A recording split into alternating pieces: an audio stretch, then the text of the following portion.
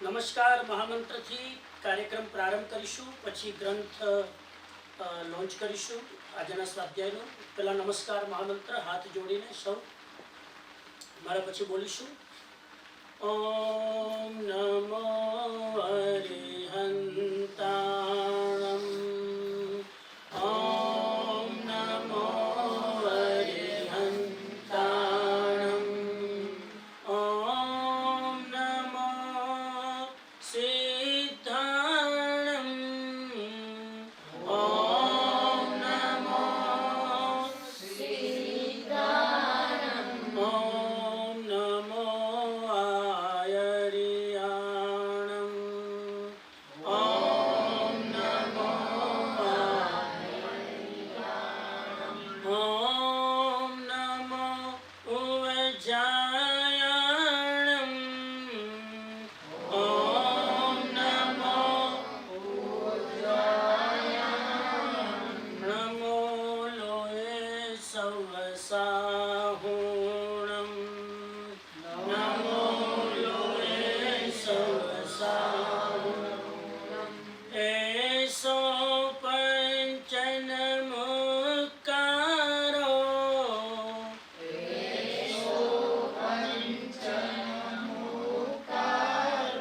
Serve પાવપણાસણો.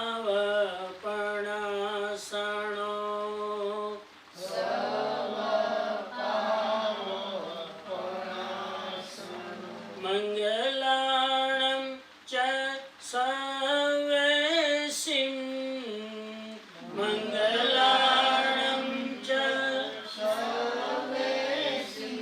પરમં આવૈ Mangalam.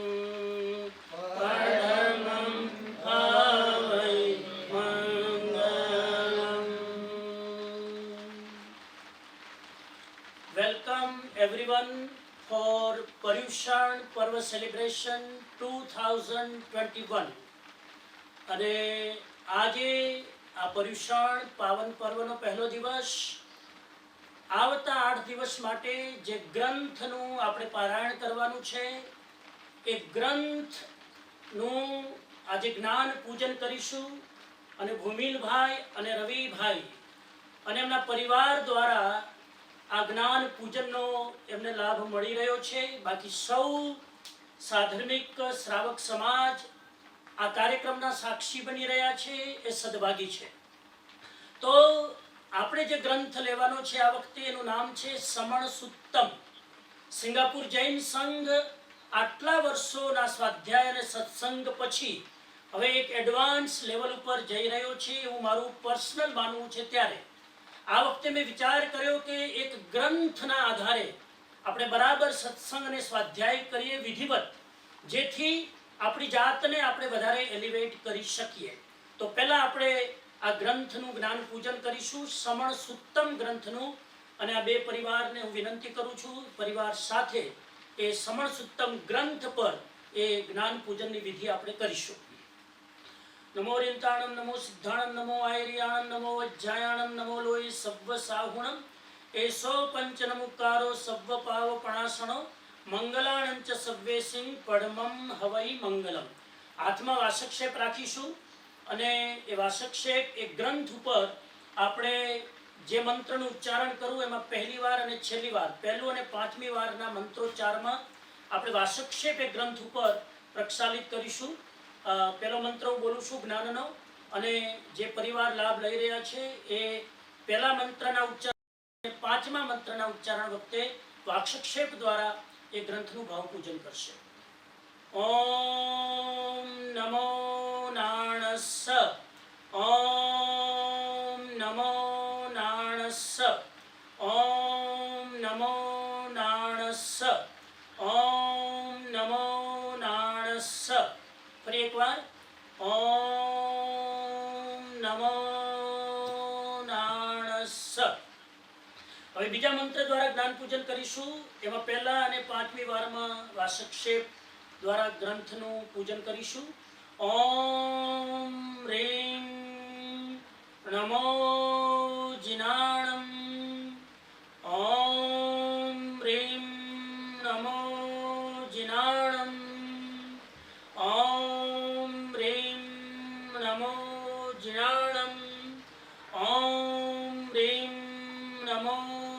જીનાણમ ઓમ રીમ નમો જીણાણમ. હવે ત્રીજો ને છેલ્લો મંત્ર, એમાં પહેલી વાર અને પાંચમી વારમાં વાસક્ષેપ દ્વારા જ્ઞાન પૂજન દરેક સભ્ય દ્વારા. ઓમ રીમ ગણધર ભગવંતને નમઃ. ઓમ રીમ ગણધર ભગવંતને નમઃ. ઓમ રીમ ગણધર ભગવંતને નમઃ. ઓમ રીમ ગણધર ભગવંતને નમઃ. ઓમ રીમ ગણધર ભગવંતને નમઃ.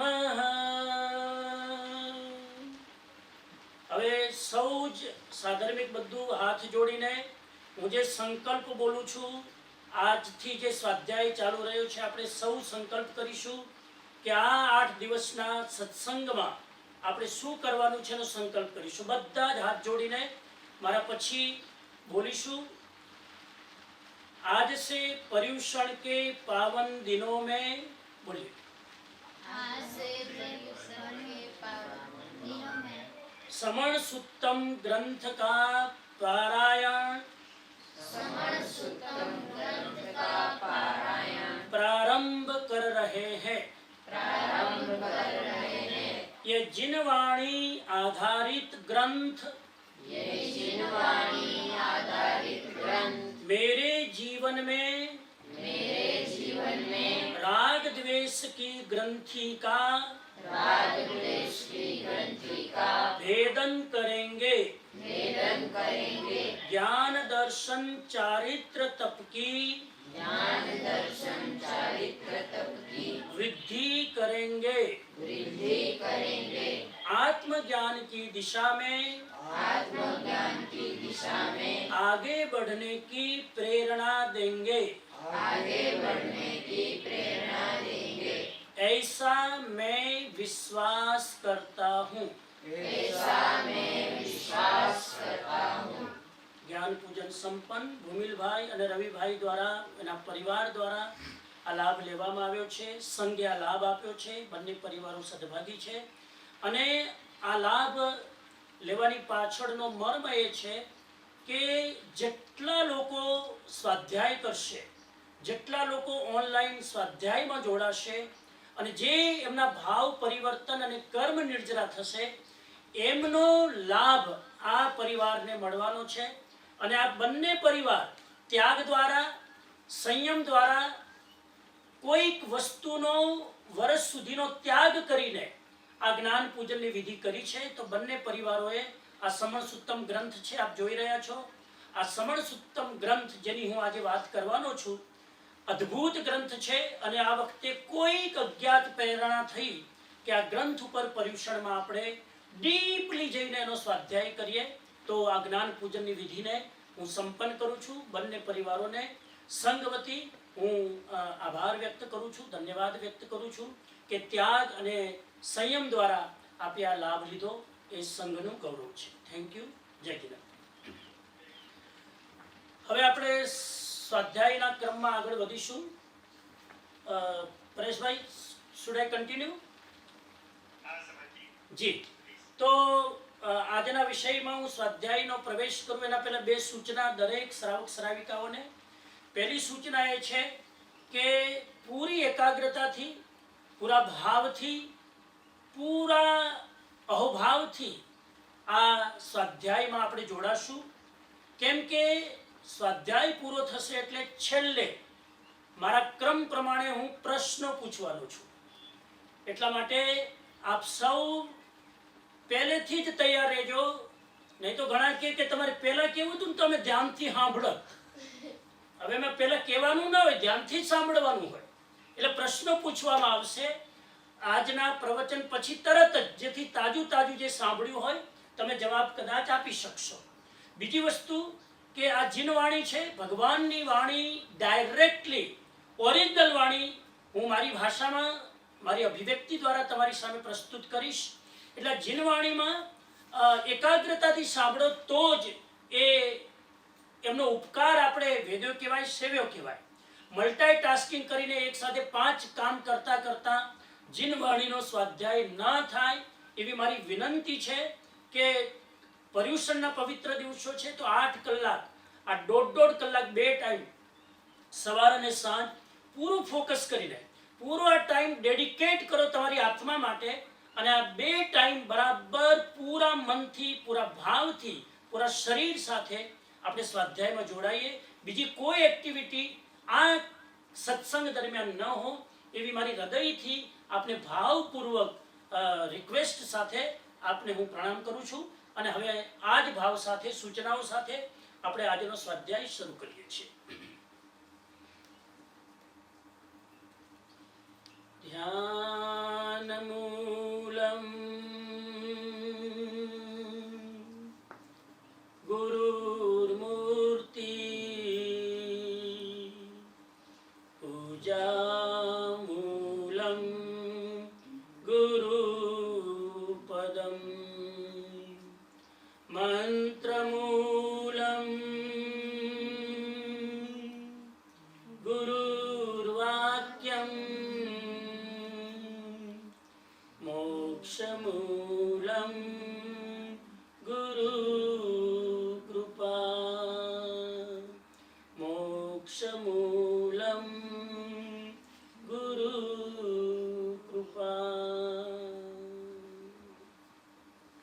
સદગુરુના પાવન શ્રી ચરણોમાં વંદન.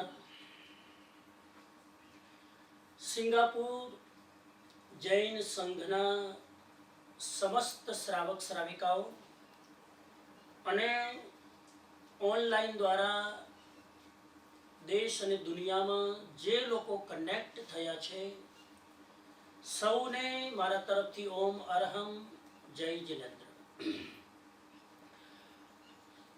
2021ના પર્યુષણ બહુ જ ઉત્સાહ સાથે, બહુ જ અહોભાવ સાથે આજથી આપણે પ્રારંભ કરી રહ્યા છીએ. જો કે આ પર્યુષણ 2020ના પર્યુષણની જેમ જ ઓનલાઈન ઝૂમ દ્વારા, મીડિયા દ્વારા આયોજિત થઈ રહ્યા છે. ફિઝિકલી ઇન પર્સન વર્તમાન પરિસ્થિતિની વિકટતાના કારણે આપણે મળી શકતા નથી, પણ આ વૈજ્ઞાનિક યુગમાં મીડિયા દ્વારા આપણે એકબીજાને મળી શકીએ છીએ અને સત્સંગ અને આધ્યાત્મિક દ્વારા આપણી જાતને વધારે એલિવેટ કરી શકીએ છીએ. તો હું સિંગાપુર જૈન સમાજના લોકોને મારા સ્ક્રીન ઉપર જોઈ રહ્યો છું. ખૂબ જ ભાવથી, ખૂબ જ જિજ્ઞાસા વૃત્તિ સાથે, ખૂબ જ અહોભાવ સાથે, શ્રદ્ધા સાથે આજથી પર્યુષણની આરાધના કરવા માટે પોતાની જાતને કટિબદ્ધ કરી છે. એ તમારી શ્રદ્ધા અને ભક્તિનું દર્શન કરાવે છે. આજથી જે ગ્રંથનું આપણે પારાયણ કરવાના છીએ એ ગ્રંથનું નામ છે સમણ સુત્તમ. અને આજે હું જે વિષય ઉપર ચર્ચા કરવાનો છું, નિર્ધારિત વિષય, એ વિષય છે આજનો મારો કૈસા હૈ હમારા માંગલિક. માંગલિક અને મંગલ પાઠ. માંગલિક અને આપણે કોઈ પણ કામ જ્યારે શરૂ કરીએ ત્યારે જીન શાસનમાં એવા સંસ્કાર છે કે આપણે માંગલિક સાંભળીને કોઈક સારું કામ કરવાની શરૂઆત કરતા હોઈએ છીએ. તો સમણ સુત્તમના આધારે, આ પવિત્ર ગ્રંથના આધારે માંગલિક શું છે, જે અવારનવાર આપણે માંગલિક સાંભળીએ છીએ, પણ એનું રહસ્ય શું છે, એનો મર્મ શું છે, એનું સિક્રેટ શું છે, એનું મહત્વ શું છે, એને આજે આપણે સમજવાની કોશિશ કરીશું.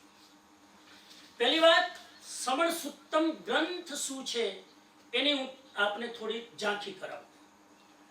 મેં ઘણા લોકોને પૂછ્યું, ઇવન સિંગાપુર જૈન સમાજમાં પણ કમિટીવાળા અમુક જે લોકો સાથે હું બરાબર સંપર્કમાં હતો, પરેશભાઈ, કેનલભાઈ અને પડદા પાછળ બીજા અનેક લોકો જોડાયેલા હતા. એ બધાને મેં વાત કરી કે આ વખતે આવો સંકલ્પ થઈ રહ્યો છે કે આપણે સમણ સુત્તમ ઉપર સ્વાધ્યાય કરીએ. મારા માટે કોઈ આશ્ચર્ય નથી, પણ મને નવાઈ લાગી કે સમણ સુત્તમ ગ્રંથ વિશે કોઈને ખબર નથી. કદાચ આ સંઘના જેટલા મેમ્બર છે એમાંથી પણ ઘણાને ખબર નહીં હોય કે આ ગ્રંથ શું છે. એટલે મને થયું કે આ ગ્રંથ પણ આપણી સામે આવે, આ ગ્રંથના અંદર જે તત્વ છે એ પણ આપણા સૌની સામે આવે. એટલે આ ગ્રંથ લેવાની કોઈક અજ્ઞાત મને પ્રેરણા થઈ અને આપણે એમાં યાત્રા કરીશું. આ સમણ સુત્તમ ગ્રંથ એ એક એવો ગ્રંથ છે જેને જૈન ધર્મની ભગવદ્ ગીતા કહી શકાય. આ જૈન ધર્મનો સમણ સુત્તમ ગ્રંથ એવો ગ્રંથ છે જેને આપણે ઇસ્લામનું કુરાન કહી શકીએ, જેને આપણે ઈસાઈઓનું બાઇબલ કહી શકીએ, જેને આપણે હિન્દુઓનું ભાગવત કહી શકીએ. એવો એક પવિત્ર भगवान महावीर स्वामी ओरिजिनल वाणी के आधार पर यह ग्रंथ हमारे सामने है.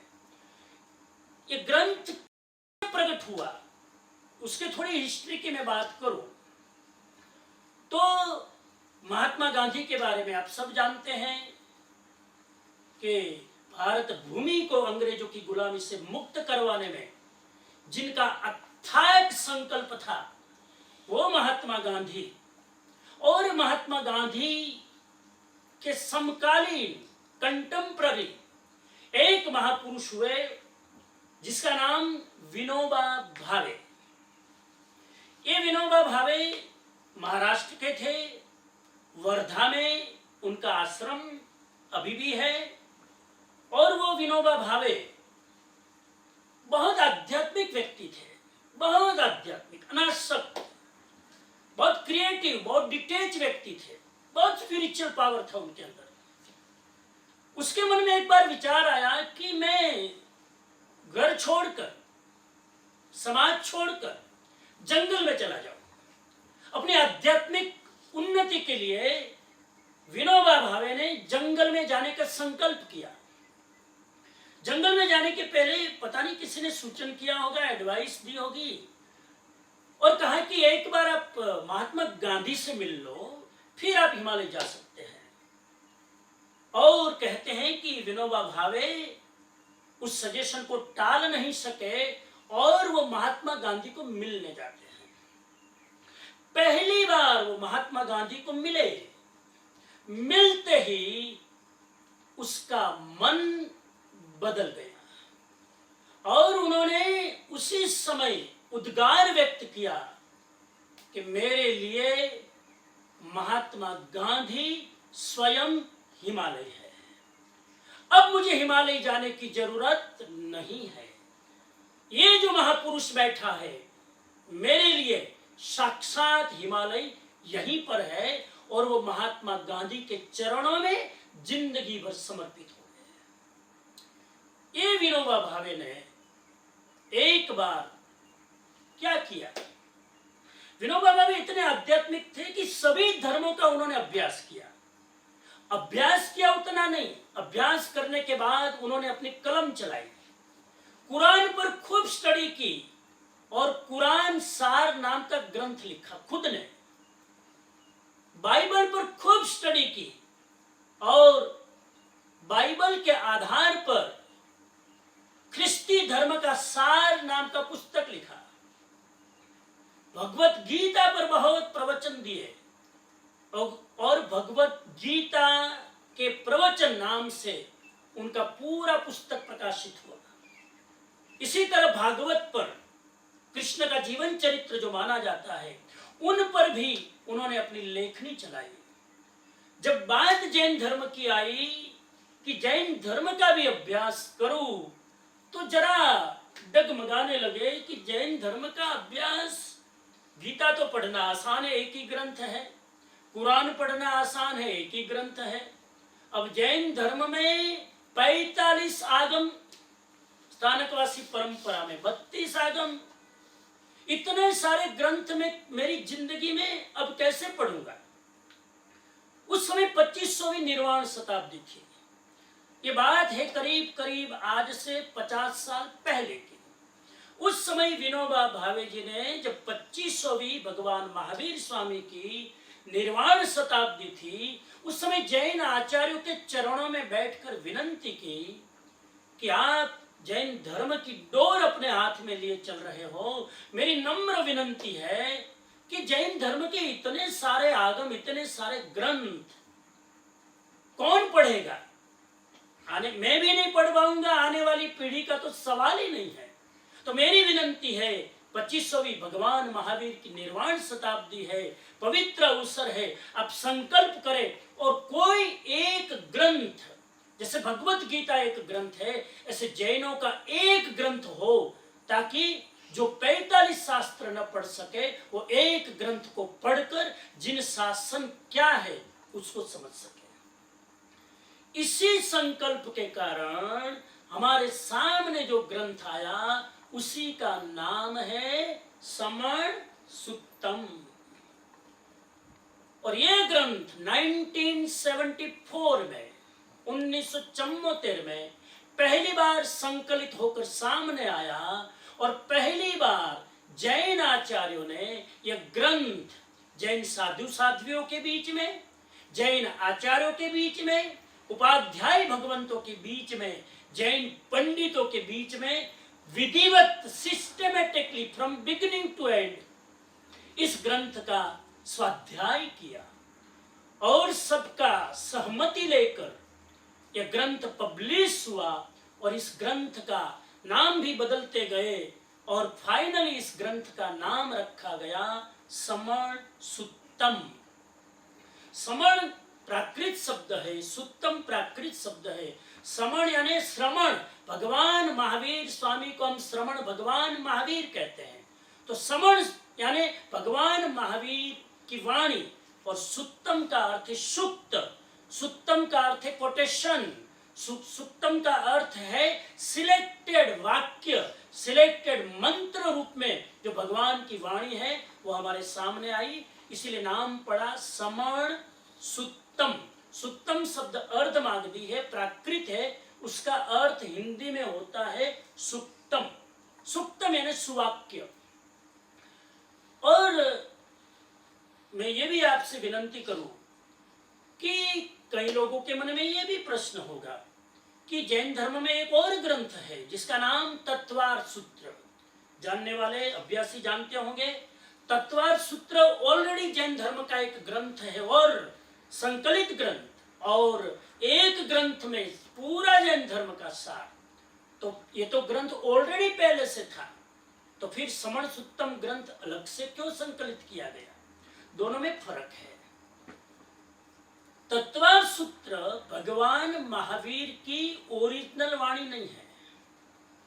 भगवान महावीर के उपदेशों के आधार पर अलग ढंग से लिखी गई वाणी है आचार्यों के द्वारा। तो तत्वार्थ सूत्र आचार्यों द्वारा लिखित ग्रंथ है। समण सुत्तम तीर्थंकरों की स्वयं लिखित वाणी है। पहला फर्क। दूसरा फर्क, तत्वार्थ सूत्र संस्कृत में लिखा गया ग्रंथ है, जबकि समण सुत्तम अर्धमागधी भाषा में लिखा गया ग्रंथ है। अर्धमागधी भाषा ओरिजिनली भगवान महावीर की वाणी है। बिहार में उस जमाने में अर्धमागधी भाषा में सारे लोग बोलते थे। भगवान ने भी संस्कृत भाषा छोड़कर लोगों की भाषा में बोलना चालू किया। बिहार में उस समय मागधी, मगध प्रदेश के कारण मागधी भाषा या अर्धमागधी भाषा या प्राकृत भाषा का उन्होंने माध्यम बनाया और भगवान महावीर स्वामी ने उसी भाषा में उपदेश दिया। तो ये दो फर्क है तत्वार्थ सूत्र में और समण सुत्तम में। एक संस्कृत में है, एक अर्धमागधी में है। एक आचार्य द्वारा लिखित है, एक तीर्थंकरों की ओरिजिनल वाणी है। ये दो उसका मुख्य फर्क है। और हम आगे चले तो ये समण सुत्तम में टोटल 756 गाथा है। समण सुत्तम ग्रंथ में टोटल 756 गाथा है। ये 756 गाथाओं को समण सुत्तम में 4 भाग में डिवाइड कर दिया गया है। वो 4 खंड उसको बोलते हैं, 4 डिवीजन। पहले खंड का नाम है ज्योतिर्मुख, खाली नाम जान ले। दूसरे खंड का नाम है मोक्ष मार्ग। तीसरे खंड का नाम है तत्वदर्शन और चौथे खंड का नाम है शादवाद। इन 4 खंडों में समग्र जैन धर्म, समग्र जिनवाणी समाहित कर दी गई है। 756 श्लोक में पूरा जिन शासन का सार इसमें आ गया। आप 32 आगम 45 आगम पढ़ सके तो बहुत बहुत अनुमोदना, लेकिन अगर ये न पढ़ सके, एक समण सुत्तम अगर आप भाव से, अर्थ के साथ, भावार्थ के साथ, विवेचन के साथ पढ़ ले तो शायद आत्मज्ञान की दिशा में हम आगे बढ़ सकते हैं। ज्योतिर्मुख जो पहला खंड है उसमें 191 श्लोक है, 191 श्लोक गाथा। मोक्ष मार्ग है, उसके अंदर 396 श्लोक है, 396 गाथा। तत्वदर्शन तीसरा खंड है, उसके अंदर 72 गाथा है। और शादवाद जो चौथा खंड है उसके अंदर करीब करीब 97 गाथा है। तो इस तरह से कुल मिलाकर गाथा होती है 756 गाथा। अब इतना समण सुत्तम का परिचय देने के बाद अब मैं मूल विषय में प्रवेश करूं, फिर समय समय पर जहां जहां प्रसंग आएगा बात करता रहूंगा। आज जो मेरा विषय है, जिन शासन में मांगलिक, कैसा है हमारा मांगलिक, उस पर मैं थोड़ी बात करूं। ये विषय समण सुत्तम में सबसे पहले इसलिए लिया गया कि यहीं से हमारे जैनत्व के संस्कार चालू होते हैं। नमस्कार महामंत्र और मंगल पाठ, ये दोनों मांगलिक पाठ के रूप में जैन धर्म में प्रसिद्ध है। इसकी चर्चा करने के पहले 2 प्रकार की धर्म की मान्यता को समझ लें। There are 2 type of belief of the religion. धर्म की 2 प्रकार की मान्यता, 2 टाइप्स ऑफ रिलीजियस बिलीफ। पहले कॉन्सेप्ट सेट कर ले दिमाग में, ताकि जिन शासन की जर्नी करने में सुविधा हो। पहली मान्यता, मान्यता का मतलब है बिलीफ सिस्टम। पहली बिलीफ यह है धर्म की, इन जनरल धर्म की पहली बिलीफ है जिसको कहते हैं ईश्वरवादी belief. Who believe the God, उसको पहली बिलीफ कहते हैं, ईश्वरवादी मान्यता। ईश्वरवादी मान्यता किसको कहते हैं? ईश्वरवादी मान्यता का अर्थ है भगवान मनुष्य के रूप में जन्म लेते हैं। बराबर समझना, भगवान स्वयं मनुष्य के रूप में जन्म धारण करते हैं, जिसको हिंदू परंपरा में शब्द यूज किया, अवतार लेते हैं। भगवान मनुष्य बनते हैं। टू हिंदू परंपरा कृष्ण भगवान थे, इंसान का रूप धारण किया। राम भगवान थे, इंसान के रूप में इस धरती पर जन्म धारण किया। इसको कहते हैं अवतारवाद, अवतार लिया। भगवान ने मनुष्य का अवतार लिया, भगवान मनुष्य बना। तो एक मान्यता છે કે ભગવાન મનુષ્યના રૂપે અવતરિત થાય છે આ ધરતી ઉપર, એને કહેવાય ईश्वरवादी मान्यता। और दूसरी मान्यता है आत्मवादी मान्यता। बराबर जैन लोगों को ये दोनों मान्यता समझ लेनी चाहिए। ये फिलोसॉफिकल बेसिक डिफरेंट। आत्मवादी मान्यता बिल्कुल इससे ऑपोजिट है। आत्मवादी मान्यता का अर्थ यह है कि भगवान मनुष्य नहीं बनता है, मनुष्य भगवान बनता है। कॉन्सेप्ट समझ रहे होंगे, बहुत क्लियर कट, ये बेसिक कॉन्सेप्ट है, एकदम क्लियर होना चाहिए। आत्मवादी विचारधारा, आत्मवादी बिलीफ सिस्टम ये मानती है कि मनुष्य मनुष्य के रूप में जन्म लेता है, कर्मों के साथ, फिर साधना करता है, तपश्चर्या करता है, कर्म तोड़ता है और धीरे धीरे धीरे आत्मा परमात्मा बनती है, जिसको अवतारवाद नहीं कहते हैं, जिसको उत्तारवाद कहते हैं। उत्तार यानी नीचे से ऊपर जाना, उत्तार शब्द है, जरा जरा सिंगापुर वालों के लिए जरा टेक्निकल शब्द होगा। उत्तारवाद यानी नीचे से ऊपर जाना, और अवतारवाद का मतलब ऊपर से नीचे आना। भगवान ऊपर से नीचे आते हैं तो अवतारवाद कहते हैं, मनुष्य नीचे से ऊपर जाते हैं तो उत्तारवाद कहते हैं। महावीर स्वामी ने भगवान के रूप में जन्म नहीं लिया, इंसान के रूप में जन्म लिया, साधारण आदमी के रूप में जन्म लिया, साधारण परिवार में जन्म लिया। फिर जन्म लेने के बाद पूर्व कर्म के कारण उनको 3 ज्ञान थे, फिर बहुत सारे कर्मों की निर्जरा करने के लिए 30 साल की उम्र में जंगल में निकल पड़े, साधना की, तपश्चर्या की, ध्यान किया, मौन किया, कर्मों को तोड़ा, और मनुष्य होने के बाद, साधक बनने के बाद, साधु बनने के बाद कर्मों की निर्जरा करके वो तीर्थंकर बने, और फिर देह छोड़कर वो भगवान बने, ईश्वर बने, या कहो सिद्ध बने। तो ये 2 कॉन्सेप्ट क्लियर हो गए होंगे सबको। ईश्वरवादी मान्यता, भगवान ऊपर से नीचे आते हैं। आत्मवादी मान्यता, मनुष्य साधना करके मनुष्य के रूप में जन्म लेने के बाद वो भगवान बनते हैं। तो ये पहली बेसिक चीजें हम सबको समझ लेनी चाहिए। जैन धर्म में सर्वाधिक कोई मूल्य हो तो वो है पंच परमेष्टि का। मैं विषय में प्रवेश कर रहा हूं समय की मर्यादा में। जैन धर्म में सर्वाधिक किसी का महत्व हो तो पंच परमेष्टि। वो पंच परमेष्टि कौन, मेरे साथ साथ चलिएगा, सोचते जाइए।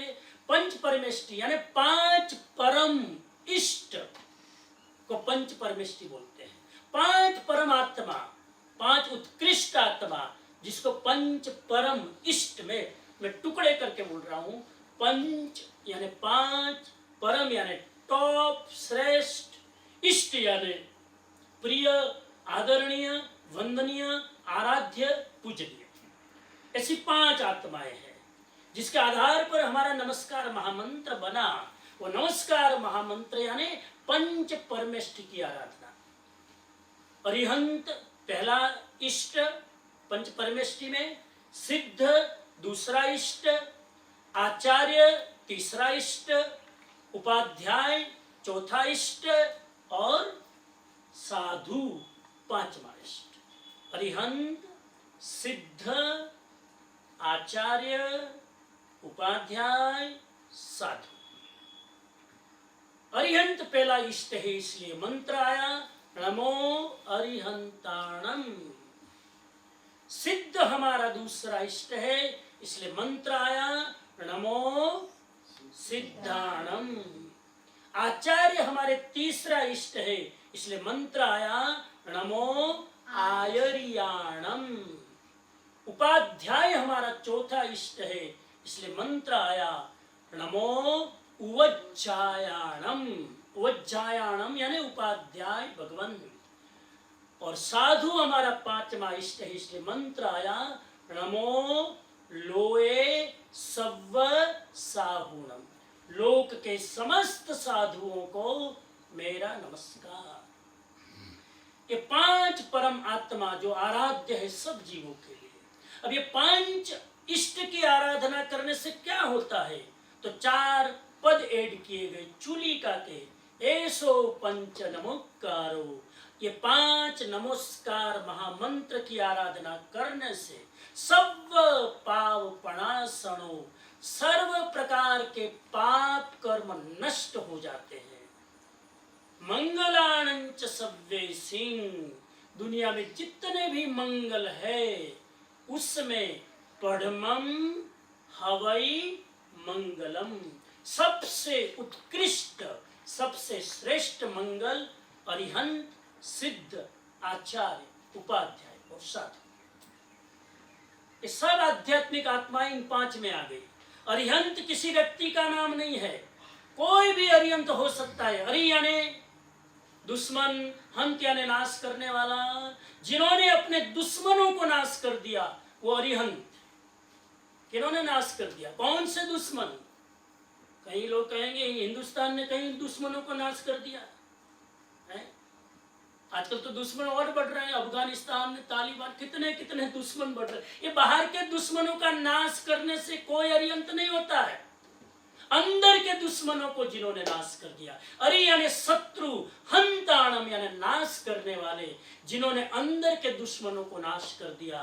क्रोध, मान, माया, लोभ का जिन्होंने नाश कर दिया, राग और द्वेष का जिन्होंने नाश कर दिया, वो अरिहंत किसी भी ड्रेस में हो, किसी भी एड्रेस पे हो, किसी भी देश में हो, उसको मेरा नमस्कार हो। कितना व्यापक मंत्र है।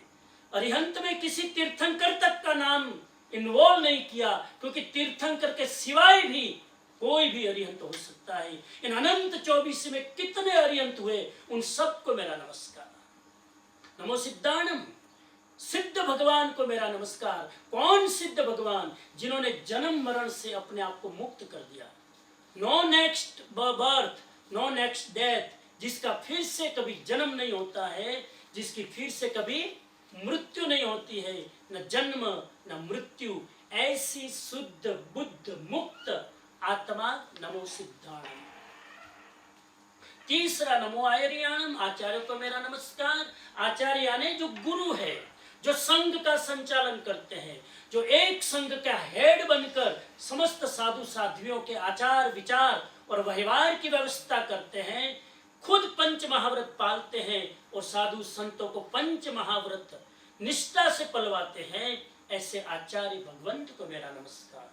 नमो वज्रायणम, उपाध्याय जो ज्ञान की आराधना करते हैं, शास्त्रों को पढ़ते हैं, दूसरों को पढ़ाते हैं, ऐसे नॉलेजेबल व्यक्ति, ज्ञान की आराधना करने वाले उपाध्याय भगवान को मेरा नमस्कार।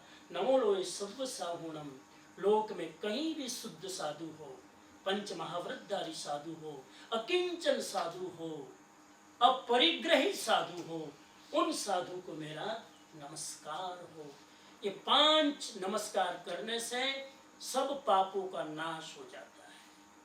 नाश हो जाता है का मतलब है कि उस आदमी के अंदर जितने भी कर्म बंधे हैं धीरे धीरे धीरे धीरे निर्जरा होने लगती है। अगर इस भाव से, इस निष्ठा से कनेक्ट होकर हम पंच परमेष्टि की आराधना करें तो, और जितने भी दुनिया में मंगल है ये श्रेष्ठ मंगल है। तो मांगलिक का एक अंग है नमस्कार महामंत्र, मांगलिक का दूसरा अंग है जिसको मंगल पाठ बोलते हैं, तो उसकी भी मैं चर्चा करूंगा और सुनेंगे आगे। लेकिन उसके पहले मैं आपको एक प्रश्न आपके सामने पुटअप करता हूं, और वो प्रश्न ये है कि ये जो मांगलिक है, ये जो पंच परमेष्टि है, उसको वो हमारी परमेष्टि क्यों है, वो हमारे आराध्य क्यों है, वो नमस्कार करने योग्य क्यों है, इस पर भी हम थोड़ा विचार करें। तो पहली बात यह है कि पंच परमेष्टि मंगल है। हम पंच परमेष्टि को नमस्कार क्यों करें? क्योंकि पंच परमेष्टि हमारे लिए मंगल है। दुनिया में कहीं भी मंगल के पीछे भागने की जरूरत नहीं है। पंच परमेष्टि को भाव से याद कर लो और कोई काम शुरू करो, मंगल ही मंगल है। तो पहली बात मंगल है। दूसरी बात वो उत्तम है। खाली मंगल तो बहुत चीजें हो सकती है लेकिन उत्तम नहीं होगी। मंगल भी हो और नंबर 2 कंडीशन उत्तम भी हो। अब हमारे यहाँ तो लौकिक परंपरा में दही भी मंगल है, नारियल भी मंगल है, गुड़ भी मंगल है, लेकिन उत्तम नहीं है। तो मंगल भी हो और उत्तम भी हो, ये पंच परमेष्टि मंगल भी है और उत्तम भी है। उत्तम यानी उसका अनुसरण करने योग्य है, उसके अनुसार चलना हमारा संकल्प होना चाहिए। तो नंबर 1 मंगल है, नंबर 2 उत्तम है, और नंबर 3 शरण रूप है, जिसके चरणों में हम समर्पित हो सकते हैं, जिसके चरणों में हम अपने ईगो को झुका सकते हैं, जिसके चरणों में हम अपने अहंकार को झुकाकर विनम्र बनकर ज्ञान की आराधना कर सकते हैं। इसलिए ये नमस्कार महामंत्र और मांगलिक मंगल है, और इसीलिए मंगल है जिसके कारण हम नमस्कार करते हैं, क्योंकि वो मंगल है, उत्तम है और शरण रूप है। मांगलिक में यही कहा गया है। हम सुनते हैं इस मंगल पाठ को। अर्हन्ता मंगलम सिद्धा मंगलम साहू मंगलम केवले पन्नतो नमो मंगलम अर्हन्ता लोकोत्तमा सिद्धा लोकोत्तमा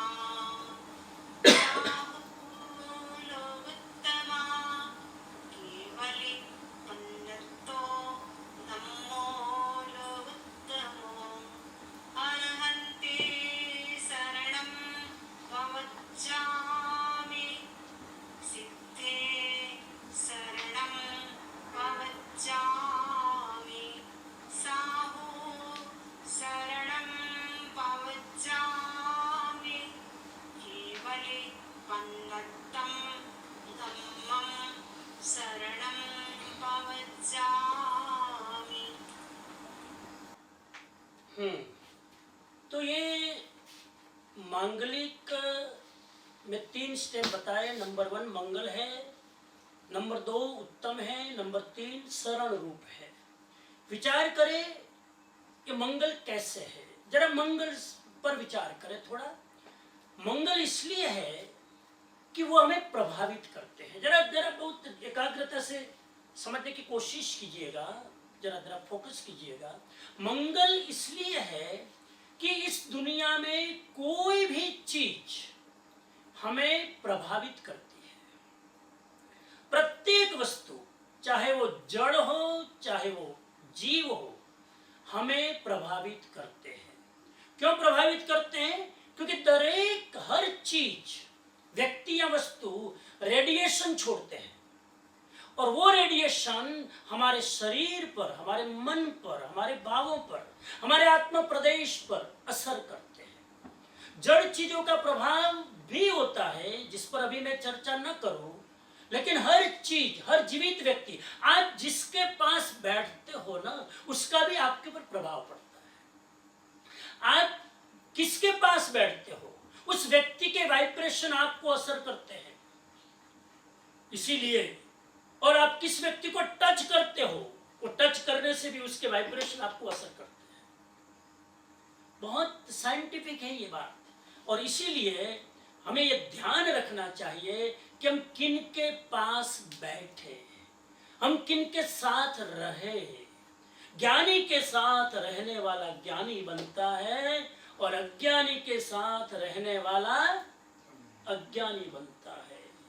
बच्चे के साथ रहने वाला बच्चा बनता है, बूढ़े के साथ रहने वाला बूढ़ा बनता है, जवान के साथ रहने वाला ऊर्जावान बनता है। हम किसके साथ रहे? मैं उम्र की बात नहीं कर रहा हूं, सिंगापुर वाले जरा नाराज न हो। बूढ़ापे, उम्र से तो कोई मतलब ही नहीं मेरा। 70-80 साल के भी जवान होते हैं, और 20 साल के आदमी भी नेगेटिव विचार करके, निराश होके, हताश होके बूढ़े पे की ओर चले जाते हैं। तो मेरे शरीर की अवस्था से तो कोई ताल्लुकात ही नहीं है। मैं ये कह रहा हूं कि आप किसके साथ रहते हो। भगवान महावीर ने कहीं लिखा है, शायद उत्तराधीन सूत्र में, अज्ञानी से दूर रहना मंगल है। बड़ा स्टेटमेंट दिया है, अज्ञानी से दूर रहना मंगल है। जितने भी अज्ञानी हो, मूर्ख हो, मूढ़ हो, नासमझ हो, नादान हो, उससे दूर रहो, क्योंकि उनका इन्फेक्शन लगेगा। और इसका मतलब ये हुआ कि ज्ञानी के पास रहना मंगल है। अरिहंत ज्ञानी है उनके पास रहो, सिद्ध ज्ञानी है उनके पास रहो, आचार्य ज्ञानी है उनके पास रहो, उपाध्याय 11 अंग 12 अंग को पढ़ते हैं पढ़ाते हैं परम ज्ञानी उनके पास रहो, साधु नित्य स्वाध्याय के द्वारा ज्ञान की आराधना करते हैं उनके साथ रहो। तो अच्छे लोगों के साथ रहो। इसलिए हमारे वहां कहते हैं कि जैसी संगत वैसी रंगत। बड़ी पुरानी कहावत है, जैसी संग होता है वैसा आदमी को रंग लग जाता है।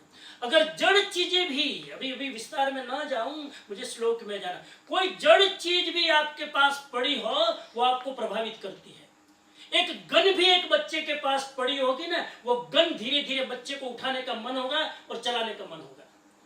चाहिए कि वो बच्चा वो बंदूक से दूर रहे।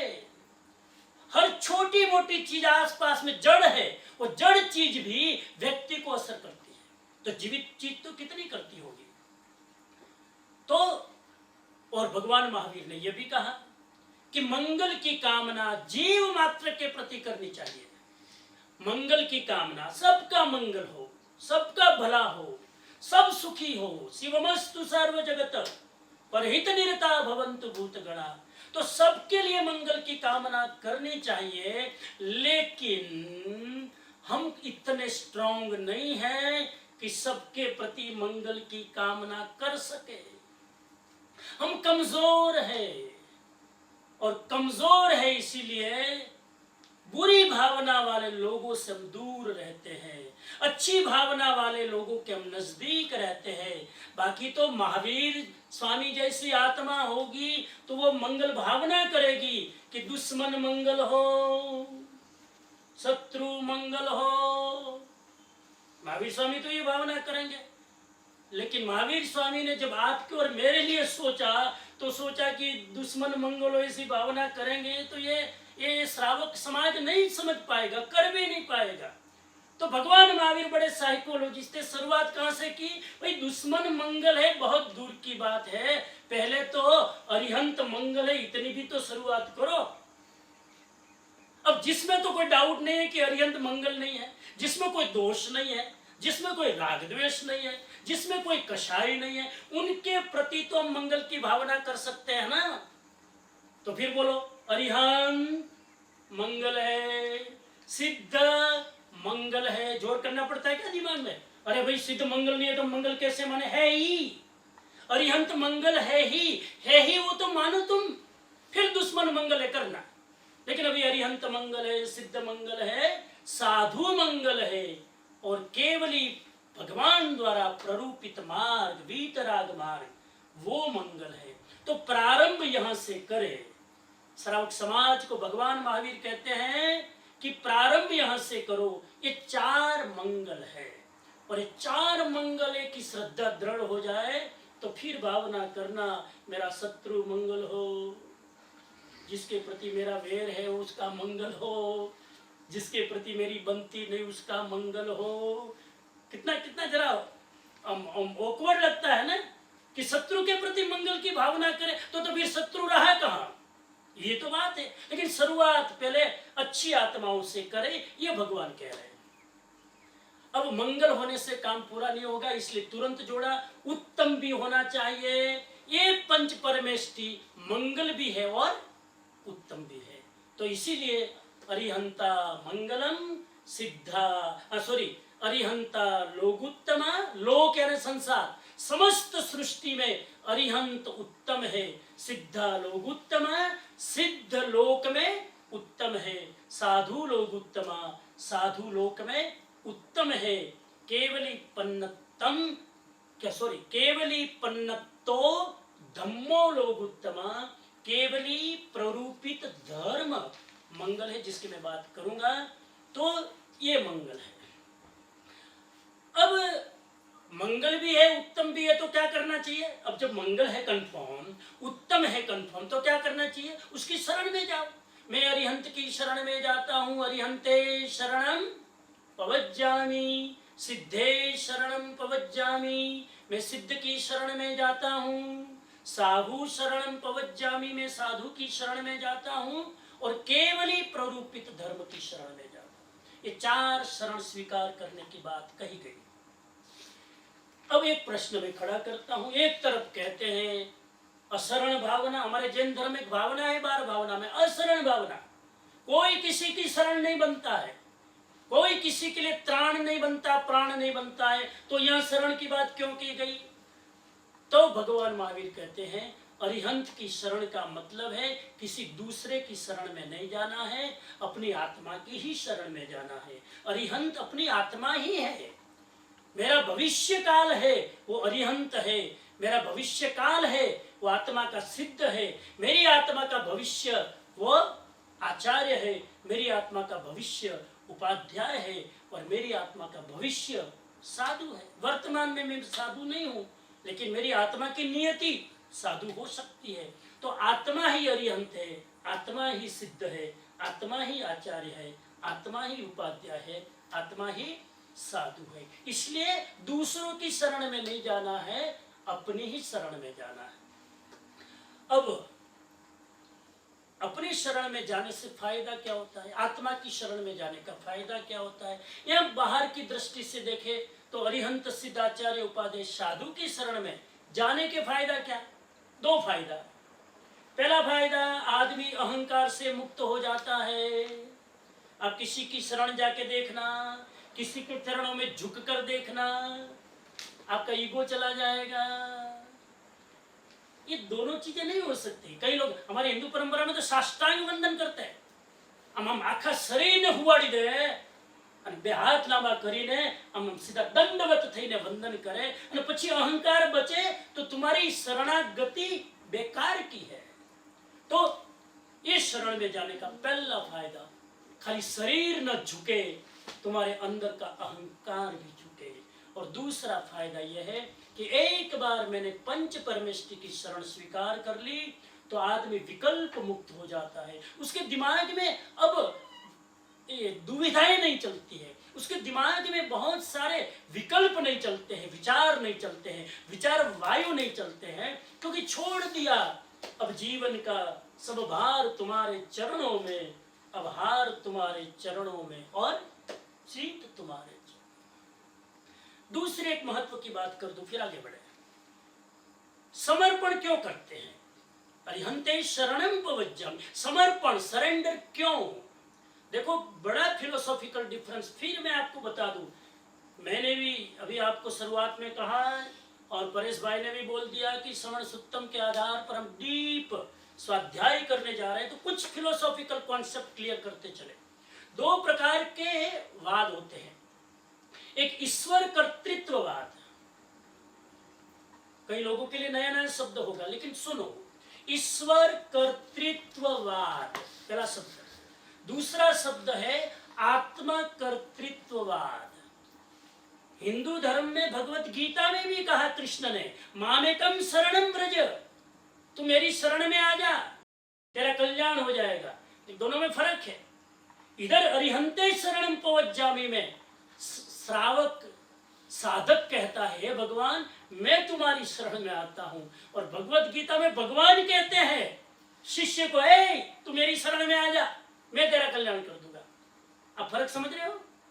एक में साधक कहता है, हे भगवान आपके गुणों को मैंने देखा है, मैं आपके चरणों में सरेंडर होता हूं, और एक में भगवान कहते हैं तेरा कल्याण करना है तो तू मेरी शरण में आ जा।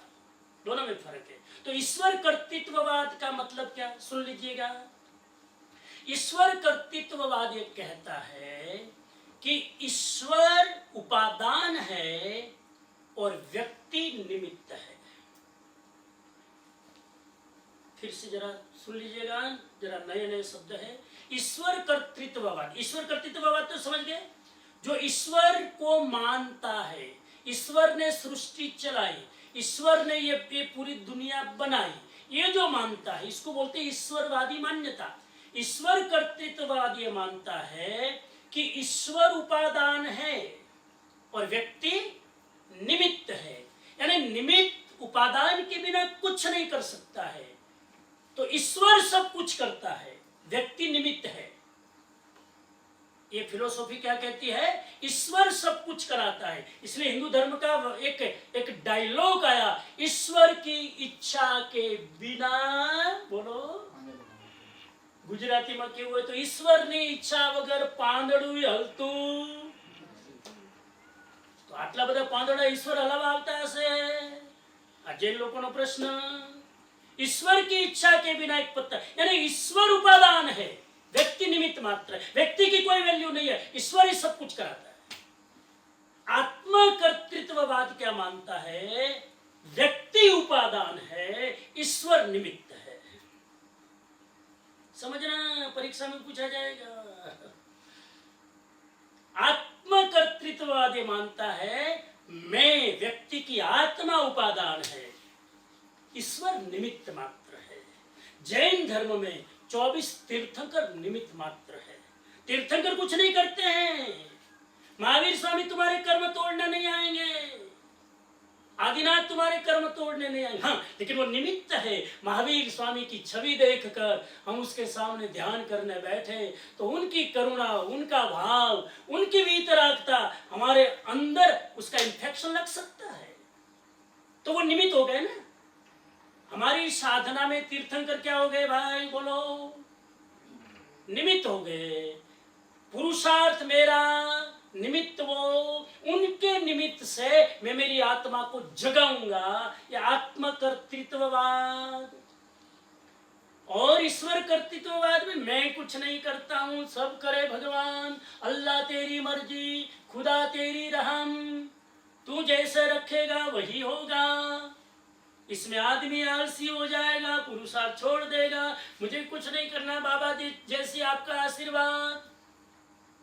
इसी से अकर्मण्यता आएगी, निठल्लापन आएगा, निकम्मापन आएगा। इसलिए दोनों कॉन्सेप्ट समझ लो। इन दोनों कॉन्सेप्ट ने, ईश्वर कर्तृत्ववाद और आत्मकर्तृत्ववाद में, जैन धर्म किसको मानता है? आत्मकर्तृत्ववाद को मानता है।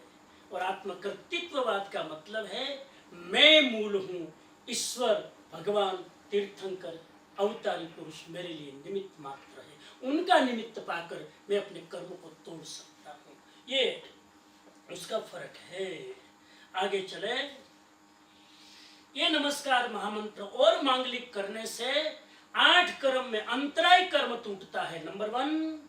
ये मांगलिक और नवकार मंत्र का स्मरण करने से विघ्न दूर होते हैं, नंबर 2। और ये मांगलिक सुनकर कोई काम शुरू करो तो हर चीज में मंगल ही मंगल होता है, शुभ ही शुभ होता है, अशुभ नहीं होता है। ये नवकार मंत्र और मांगलिक सुनकर कोई भी काम करने का 3 फायदा, फिर बोलूं, नंबर 1 शुभ ही शुभ होता है, मंगल। नंबर 2 अंतराय कर्म टूटता है। और नंबर 3 आपके जीवन में आने वाले विघ्न दूर होते हैं। इसीलिए ये सारी गाथाएं हम आगे देख रहे हैं। अब इसी का महत्व विस्तार से थोड़ा समझा रहे हैं। 6ठी गाथा से मैं चलूं। समण सुक्तम की गाथा पहली, नवकार मंत्र। दूसरी गाथा में ऐसो पंच नमोकारो। तीसरी गाथा है अरिहंता मंगलम, 4 मंगल। चौथी गाथा है अरिहंता लोगुत्तमा, सिद्धा लोगुत्तमा, शाहू लोगुत्तमा। 5वीं गाथा है अरिहंते शरणम पवज्जामि, सिद्धे शरणम पवज्जामि, 4 शरण। 6ठी गाथा से मैं चलूं। अब विवेचन ज्यादा करने की जरूरत नहीं, पूरी मैंने भूमिका बना दी। अब 6ठी गाथा कहती है कि पंच परमेष्टि कैसे हैं, मंगल स्वरूप है, 4 शरण रूप है, तथा लोक में उत्तम है, परम आराध्य है, एवं नर सुर विद्याधरों द्वारा पूजित है। 3 शब्द यूज किए, नर यानी मनुष्य, सूर यानी देवता, और विद्याधर यानी लब्धिधर, लब्धिधारी जो तपस्वी होते हैं, उनके द्वारा ये पंच परमेष्टि पूजनीय है, कर्म शत्रुओं के विजेता है। ऐसे 5 गुरुओं के चरणों में, ऐसे 5 गुरुओं को, पंच परमेष्टि को हमेशा केंद्र बनाकर उसका ध्यान करना चाहिए। 7 गुप्त मंत्र दे दिया है, पंच परमेष्टि का ध्यान करो। लोग कहते जैन धर्म में मेडिटेशन कहाँ है, यहाँ है। समण सुत्तम में पहला ही घटा स्टॉप किया है कि पंच परमेष्टि का ध्यान करो। अभी बताएंगे विधि कैसे करना है। समण सुत्तम के पहले चैप्टर में पंच परमेष्टि के ध्यान की विधि है, लेकिन यहाँ कहा कि इन पंच परमेष्टि का ध्यान करना चाहिए। सातवीं गाथा कहती है कैसे करे ध्यान, सघन घाती कर्मों के नाश करने वाले। अब पांच में से पहला पद कौन सा है, अरिहंत। कौन है अरिहंत, सघन घाती कर्मों के नाश करने वाले। चार घाती कर्म, ज्ञानावरणीय, दर्शनावरणीय, मोहनीय, अंतराय, इन चार घाती कर्मों के नाश करने वाले, तीन लोक में विद्यमान, तीन लोक में, स्वर्गलोक, मनुष्यलोक और पाताल लोक, तीन लोक में विद्यमान भवी जीवों का विकास करने वाले। अभवी का विकास नहीं होता है, अभवी का मोक्ष नहीं होता है, अभवी की आराधना सब फोक होती है। इसलिए यह कहा वो जो भवी जीव है उनके विकास करने वाले हैं तीर्थंकर का अतिशय, सूर्य के समान है, अनंत ज्ञानी एवं अनुपम सुखमय, ऐसे अरहंतों का जगत में जय हो। तो अरहत भगवान का ध्यान करना हो तो इतनी बातें आंख के सामने लाकर ध्यान करना। अरिहंत भगवान चार घाती कर्मों को जिन्होंने तोड़ दिया है, चार घाती कर्मों को जिन्होंने ये विजुलाइज करना, जिनके चार घाती कर्म खत्म हो गए, और फिर उसका चिंतन करना कि ये मंगल है, शरण रूप है, लोक में उत्तम है, परम आराध्य है, मनुष्य उसकी वंदना करते हैं, देवता इंद्र उसकी वंदना करते हैं, विद्याधरों द्वारा वो पूजित है।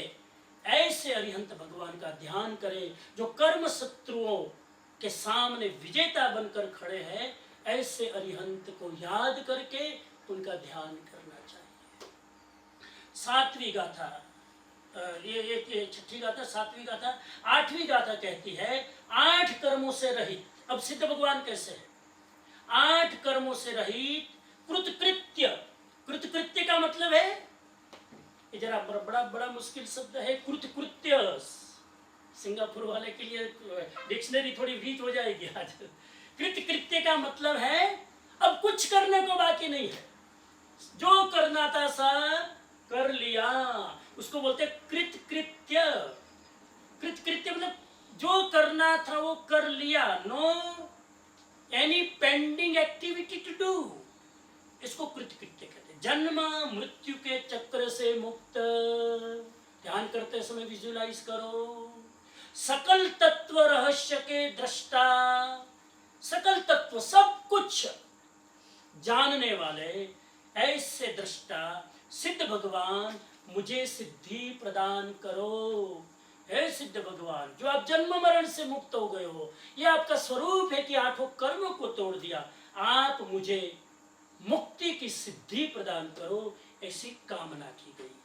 अरिहंत क्या देते हैं, जीव का विकास करते हैं। अरिहंत की आराधना करने से जीव का डेवलपमेंट होता है, इसलिए शब्द आया भव्य जीवों का विकास करने वाले। सिद्ध क्या करते हैं, मुझे सिद्धि प्रदान करते हैं। आगे चले तो तीसरा पद है आचार्य का, पांच महाव्रतों के कारण सन्मुन्नत, पंच महाव्रत की आराधना करने के कारण हमेशा ऊर्ध्व गति की ओर आगे बढ़ते हैं। तत्कालीन स्व समय एवं पर समय रूप श्रुत के ज्ञाता, ये दो शब्द आए, स्व समय एवं पर समय रूप श्रुत के ज्ञाता। मेरे सामने ऑडियंस बैठा है, समझ में आएगा नहीं कुछ, कोई बात नहीं। तो आज जरा भूमिका बना रहे हैं, पहले दिन कान में शब्द जाने दो। तो स्व समय पर समय को ज्ञाता का मतलब है अपने को भी जानता है, दूसरे को भी जानता है। स्व समय, समय का मतलब आत्मा, खुद की आत्मा को भी जानता है और दूसरे की आत्मा को भी जानता है। ऐसे श्रुत के ज्ञाता तथा विविध गुण समूह के परिपूर्ण आचार्य भगवंत मेरे पर प्रसन्न हो, मेरे पर प्रसन्न हो। हे आचार्य भगवान, मेरे पर प्रसन्न हो। आचार्य भगवंत जिन पर प्रसन्न हो वही आदमी प्रसन्न हो सकता है। मेरा जो गुरु है वो मेरी आत्मा की परिणति देखकर मेरे पर कृपा बरसाए तो ही मैं प्रसन्न हो सकता हूँ। आचार्य का काम है प्रसन्नता का दान देना। सिद्ध का काम क्या है?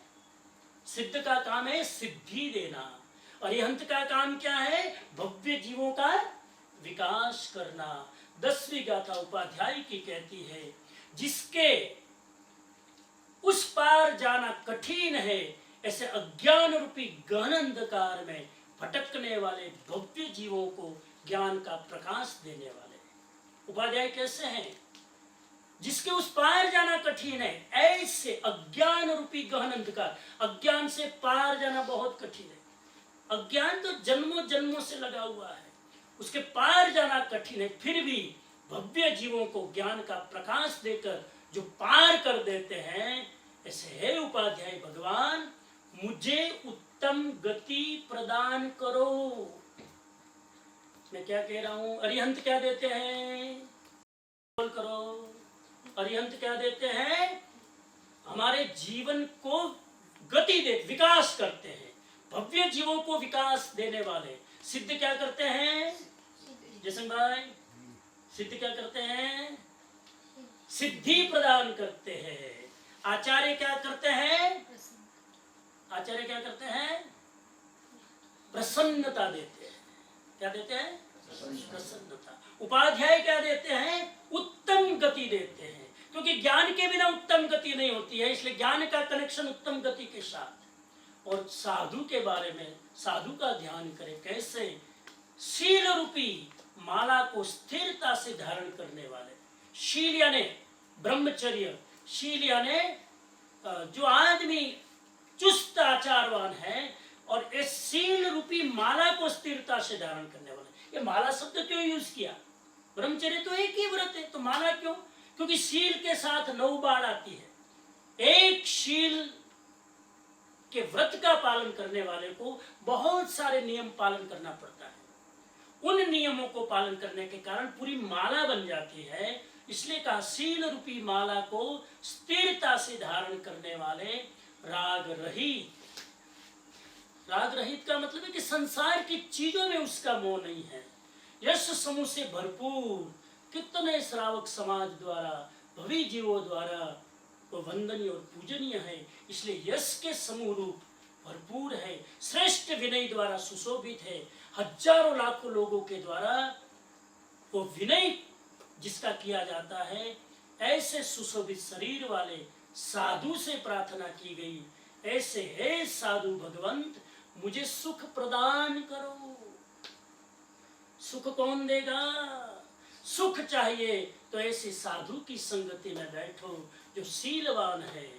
हमारी सौराष्ट्र की गंगा सती ने भी गाया, शीलवंत साधु ने वारे वारे नमिए पानबाई।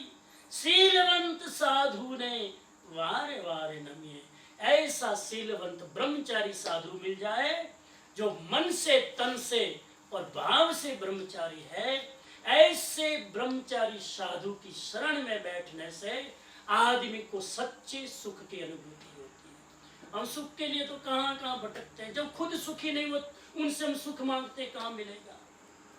अब 12वीं गाथा कहती है, ये पंच परमेष्टि में ओम छिपा हुआ है। क्या कहते हैं? पंच परमेष्टि में ओम छिपा हुआ है। कैसे? अरिहंत का अरिहंत का अशरीरी सिद्ध का अ प्लस अ बराबर अरिहंत का अशरीरी सिद्ध का अ प्लस अ बराबर आचार्य का अ प्लस आ बराबर आ। तो आचार्य का आ, उपाध्याय का उ। तो संस्कृत भाषा में आ प्लस उ बराबर ओ। संस्कृत लैंग्वेज में आ प्लस उ, उपाध्याय का उ, आ प्लस उ बराबर ओ। અને પાંચમા પદ મુनि का म, पांचवा पद साधु मुनि, मुनि का म, तो ओ म। अरिहंत अशरीरी का आ आचार्य का आ, उपाध्याय का उ, आ प्लस उ बराबर ओ और मुनि का म। इस तरह से नमस्कार महामंत्र में गुप्त रूप से ओम छुपा हुआ है। उसके बाद 13वीं, 14वीं और 15वीं गाथा में 24 तीर्थंकरों के नाम है। उसभमजियं च वंदे संभवम अभिनंदनं च, लोगस की जो गाथा है दूसरी से, वो 13वीं, 14वीं और 15वीं गाथा में 24 तीर्थंकरों के नाम हैं जो लोगस में है। 16वीं गाथा कहती है कि तीर्थंकर भगवान कैसे हैं? चंद्र से अधिक निर्मल, सूर्य से अधिक तेजस्वी प्रकाशमान एवं सागर से अधिक गंभीर ऐसे है सिद्ध भगवान, मुझे सिद्धि प्रदान करे, मुझे सिद्धि प्रदान करे। तो ये पूरा मांगलिक है, ये पूरा मंगल पाठ है। और मैं अंत में पूरी चर्चा को सार रूप में समेटते हुए ये कहना चाहूँगा कि ये मांगलिक अद्भुत है और ये मांगलिक जो कई लोगों के ग्रह नड़ते हैं, घણા લોકોના ગ્રહ નડે, આ માંગલિક તમે સાંભળીને જાઓ, માંગલિકનું ઉચ્ચારણ કરીને જાઓ, ઘરેથી બહાર જાઓ ત્યારે, ઇન્ટરવ્યુ આપવા જાઓ ત્યારે, એક્ઝામ આપવા જાઓ ત્યારે, કે કોઈ પણ શુભ કામ કરવા જાઓ, યાત્રા કોઈ પણ કરો, તો ઘણી બધી લૌકિક વિધિઓ આપણે મંગલની કરતા હોઈએ છીએ, પણ માંગલિક સાંભળીને જાઓ એટલે બધા મુહૂર્ત આવી ગયા, બધા ચોઘડિયા આવી ગયા, બધું આવી ગયું. એટલે આ માંગલિક આપણે ત્યાં અમારા ઇન્ડિયામાં તો નાના નાના બાળકો પણ કોઈ પણ નવું કામ કરે એટલે માંગલિક સાંભળીને જાય, કેમ કે માંગલિક સાંભળીને જાય તેનો કોન્ફિડન્સ આવી જાય, વિઘ્ન ના આવે, અંતરાય ના આવે. તો હું દરેકને વિનંતી કરું કે આ પાઠ માંગલિકનો યાદ કરવા જેવો છે, યાદ ન હોય તો કરી લેજો. બાળકોને આ પાઠ યાદ કરાવો, પાઠશાળા જ્ઞાનશાળાના જે બાળકો હોય એને આ પાઠ યાદ કરાવો. અને કોઈ પણ આવું નવું કામ, શ્રેષ્ઠ કામ કરતા હોઈએ ત્યારે માંગલિક આપણે સાંભળીએ. અને આપણે માંગલિક બધા સાંભળે છે, લગભગ કોઈ પણ સાધુ સંતો પ્રવચન આપે એટલે છેલ્લે માંગલિક કરે, તમારા ઘરે ગોચરી આવે ત્યારે પાછું માંગલિક કરે. અને ઘણા લોકો, હું એ પણ કેટલી જગ્યાએ ટ્રાવેલ કરું, છેલ્લે માંગલિક સંભળાવું. માંગલિક સાંભળવા વાળાને હું જોતો હોઉં, એનું માઇન્ડ કેટલું ભટકતું હોય, સ્થિર ન હોય, એની દ્રષ્ટિ ભટકતી હોય, એનું મન એકાગ્ર ન હોય, ભાવ ખબર ન હોય. તો ખાલી એક પરંપરાનું નિર્વાહ ન કરો, ખાલી ઔપચારિક રૂપે ન ગણો, એ પૂરા ભાવથી કનેક્ટ થઈને જો આ અર્થ સમજીને આપણે માંગલિક સાંભળીએ અને માંગલિક બોલીએ તો અવશ્ય આ માંગલિક આપણું મંગલ કરનાર છે, આપણું શુભ કરનાર છે, વિઘ્ન નિવારણ કરનાર છે. એ માંગલિક સાંભળીને આપણે આગળ વધીએ તો હું માનું છું કે આ અદ્ભુત સૂત્ર છે. અને સમણ સુત્તમનો પહેલો જ પાઠ આ નવકાર મંત્રને માંગલિકથી શરૂ થાય છે. મેં બહુ કોશિશ કરી, આશ્ચર્ય થયું મને કે આટલું મોટું માંગલિક જૈન ધર્મનું દરેક આચાર્ય ખૂબ માંગલિક સંભળાવતા હોય છે અને આપણે સાંભળતા હોઈએ છીએ, પણ આ માંગલિક વિશે મને ગૂગલમાં કંઈ જોવા ન મળ્યું, મને પુસ્તકમાં કંઈ જોવા ન મળ્યું. તમે ચેક કરજો ગૂગલમાં જઈને, માંગલિક વિશે કંઈ જોવા નહીં મળે. આટલો મોટો પાઠ, આટલી મોટી આરાધના, આટલી મોટી ભગવાન મહાવીર સ્વામી દ્વારા પ્રદત્ત ગાથા, અને આપણે એનું ક્યારેય વિવેચન સાંભળ્યું નથી. મને ઘણીવાર થયું કે આના ઉપર પ્રકાશ પાડવો જોઈએ. તો જેટલો મારો ક્ષમ હતો આ માંગલિક વિશે મેં તમારી વચ્ચે આજે સ્વાધ્યાય કરાવવાની કોશિશ કરી છે. પર્યુષણનો આજે પહેલો દિવસ છે અને આ વ્યાખ્યાન પૂરું થશે ત્યારે ફરી પાછા માંગલિક સાંભળીશું. માંગલિક સાંભળવાની શરત એ છે, આંખ બંધ કરીને સાંભળીએ, સ્થિર ચિત્તે સાંભળીએ, સ્થિર શરીરે સાંભળીએ, અને સાંભળીએ ત્યારે શબ્દો ઉપર ધ્યાન આપી એના ભાવમાં જવાની કોશિશ કરીએ તો નિશ્ચિત સબ્બ ભાવ પણાસણો એ મંત્ર આપણો સાર્થક થાય છે. એ દિશામાં આપણે આગળ વધીએ એવા ભાવ સાથે આજે મારી વાતને વિરામ આપું છું. ઓમ અરહમ, ઓમ અરહમ, ઓમ અરહમ. છેલ્લે આપણે પ્રશ્નો લઈ લઈશું. આજના પ્રશ્નો કોણે કેટલું ધ્યાનથી સાંભળ્યું છે ખબર પડશે. તો કેનલભાઈ, પરેશભાઈ, જે લોકો જવાબ આપે એમને જરાક સ્પોટલાઇટ ઉપર લાવજો. पहला प्रश्न है, समण सुत्तम की रचना के मूल में प्रेरक बल कौन थे? गुजराती में बोलूं, समण सुत्तम ની રચના જે થઈ એના મૂળમાં પ્રેરક બળ કોણ હતું उसका जवाब देना है। जिसको जवाब आए हाथ खड़ा करेंगे और कमेटी वाले से विनंती चूज करेंगे और उसको चांस देंगे। तुम्हारा मत याद ऊपर करो, बोलता नहीं। हाँ, समण सुत्तम की रचना के मूल में प्रेरक बल कौन थे?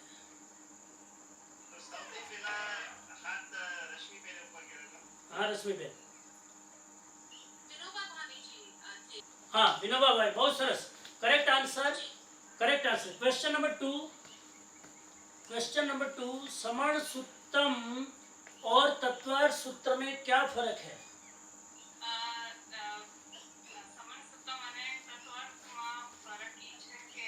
અહીંયા હજુ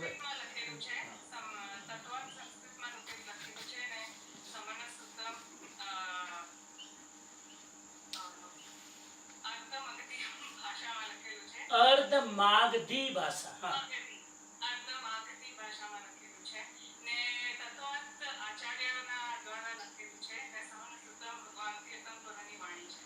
તત્વાર સૂત્ર આચાર્ય દ્વારા લિખિત છે અને સમણ સુત્તમ ભગવાન મહાવીરની મૂળ વાણી છે। ઓકે, क्वेश्चन नंबर 3, इस ग्रंथ के 4 खंड कौन कौन से हैं?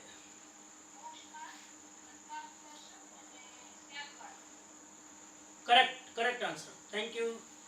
क्वेश्चन नंबर 5, धर्म की 2 मान्यताएं कौन सी है?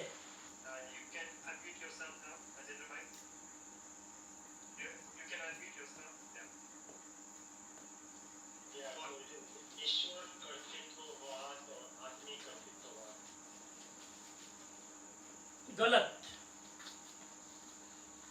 दो धर्म की 2 मान्यता कौन सी है? मान्यता का नाम बोलो, पहले मान्यता के नाम बोलो। એક ઈશ્વરવાદી અને બીજું આત્મવાદી। ઈશ્વરવાદીમાં આપણી બિલીફ છે કે ભગવાન મનુષ્યના રૂપમાં જન્મ ધારણ કરે છે। આત્મવાદી માન્યતામાં છે ભગવાન મનુષ્ય નથી બનતા, परंतु मनुष्य નહીં બનતા હોય। परंतु मनुष्य भगवान बने છે। हाँ, correct, correct, correct, correct answer, thank you. I think next question, मांगलिक में कितने परमेष्टि का स्पष्ट उल्लेख है? ये मैंने बहुत स्पष्टीकरण नहीं किया है, लेकिन आप शायद इशारे में समझे होंगे। जरा मांगलिक में मंगल पाठ जो है, अरिहंता मंगलम सिद्धा मंगल जो पाठ है, उसमें कितने पंच परमेष्टि जो है उसमें से कितने परमेष्टि का स्पष्ट उल्लेख है?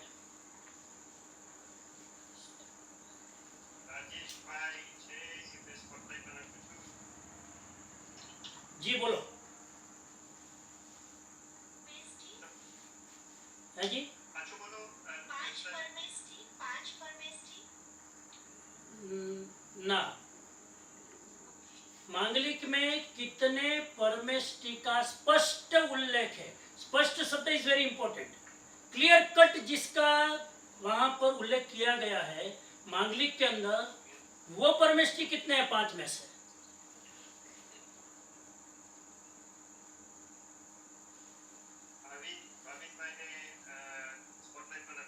हाँ, भाविन में बोलो।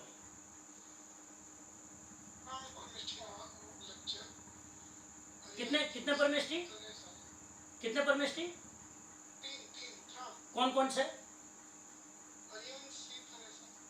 तो हाँ, बराबर है जवाब, करेक्ट। कैसे? Very good. हाँ, इसमें कहीं नहीं आया आचार्य शरणम पवज्जामि, साधु शरणम, उपाध्याय शरणम पवज्जामि, कहीं नहीं आया।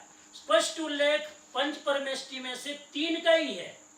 अरिहंता मंगलम, सिद्धा मंगलम, साहू मंगलम।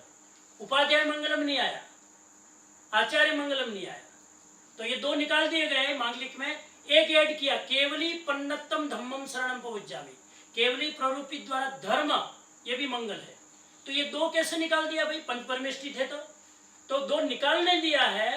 आचार्य और उपाध्याय दोनों पद साधु में आ गया है, क्योंकि ओरिजिनली आचार्य भी साधु है, उपाध्याय भी साधु है, इसीलिए आचार्य उपाध्याय का समावेश साधु में किया गया है, इसलिए पंच परमेष्टि भाव से आ गया है, लेकिन शब्द रूप में तीन परमेष्टि का उल्लेख है।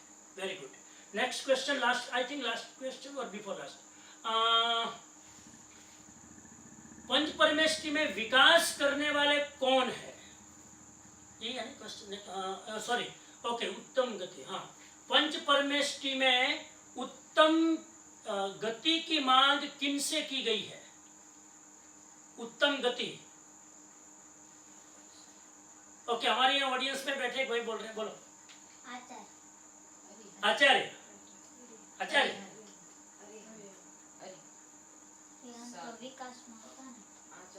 उत्तम गति की मांग किससे की गई है? आचार्य।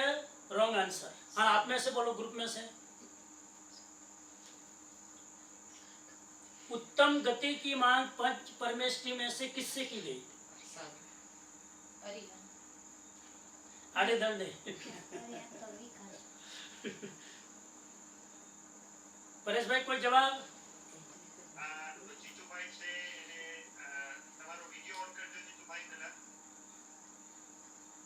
તમારા હાથ ઊંચા છે તો વિડિયો ઓન કરો તો જેના વિડિયો ઓન સ્પોટ છે એને જ ક્વેશ્ચન અમે આપશું otherwise we can't spotlight you so Hiten bhai can you on your video Please keep your video on, everyone. Please keep your video on. okay Right. so Hiten bhai हाँ, हितेश भाई बोलो, बोलो हितेश भाई। साधु साधु पासेથી सॉरी, रॉन्ग आंसर। उत्तम गति की मांग किनसे की गई?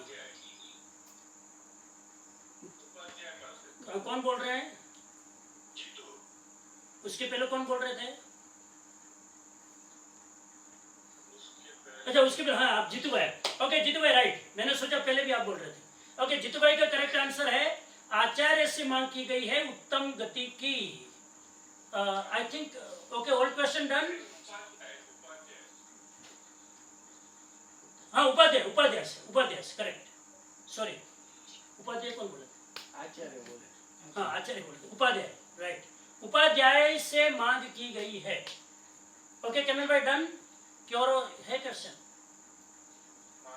ओके, हाँ, मांगलिक क्यों सुननी चाहिए? 3 रीजन दीजिए। मांगलिक क्यों सुननी चाहिए? 3 चीजों के लिए। रश्मि बेन बोलो। okay we give the हाँ, रश्मि बेन। मांगलिक 3 रीजन है उसके। एक तो शुभ भाव में जाने के लिए, अंतराय खत्म करने के लिए और विघ्न हरने के लिए। फिर से बोलिए। शुभ भाव के लिए, अंतराय खत्म करने के लिए और विघ्न हरने के लिए। हाँ, बराबर है, ऑलमोस्ट करेक्ट आंसर। शुभ भाव में जाने मतलब मंगल, हमारा मंगल हो इसके लिए, ठीक है, मंगल हो, एक ही बात। Correct answer Rashmi Ben, thank you. तो all questions and answers done. आज का पहला दिन का सत्संग को हम विराम देते हैं मांगलिक के साथ। सबसे मेरी विनंती है, कल सुबह का जो हमारा स्वाध्याय होगा, इंडिया का टाइम 8 बजे, आपका 9, 10, 10:30 बजे, 10:30 बजे, तो सबका अपना वीडियो ऑन रखिएगा प्लीज़, ताकि मुझे पता चले कि आप सुन ही रहे हैं और कुछ नहीं कर रहे हैं। तो कल सब अपना वीडियो ऑन रखेंगे, मेरी विनंती है। चलो मंगल पाठ सुनिए, सब अपने अपने स्थान पर खड़े होकर मांगलिक सुनेंगे, हाथ जोड़कर, आंखें बंद करके, पूरे भाव से। नमो अरिहंताणम, नमो सिद्धाणम, नमो आयर्याणम, नमो वैज्यायाणम, नमो लोये सव्व साहुणमेशो पंचनमुक्तारो सव्व पावपणासनो मंगलानंच सव्वे सिंह पडमम हवै मंगलम। श्री श्री चत्तारि मंगलम अरिहंता मंगलम, सिद्धा मंगलम, साहु मंगलम, केवली पन्नत्तो धम्मो मंगलम। चत्तारि लोगुत्तमा, अरिहंता लोगुत्तमा, सिद्धा लोगुत्तमा, साहु लोगुत्तमा, केवली पन्नत्तो धम्मो लोगुत्तमा। चत्तारि शरणं प्रवज्जामि, अरिहन्ते शरणं पविज्जामि, सिद्धे शरणं पविज्जामि, साहु शरणं पविज्जामि, केवलिपन्नतं धम्मं शरणं पविज्जामि। शिवमस्तु सर्वजगत परहितनिरता भवन्तु भूतगणा दोषा प्रयान्तु नाशं। सर्वत्र सुखी भवतु लोकः, सर्वमङ्गलमाङ्गल्यं सर्वकल्याणकारणं प्रधानं सर्वधर्माणां। जैनं जयति शासनं, जैनं जयति शासनं, जैनं जयति शासनं। अरहम एवरीवन, अरहम। कल मिलेंगे।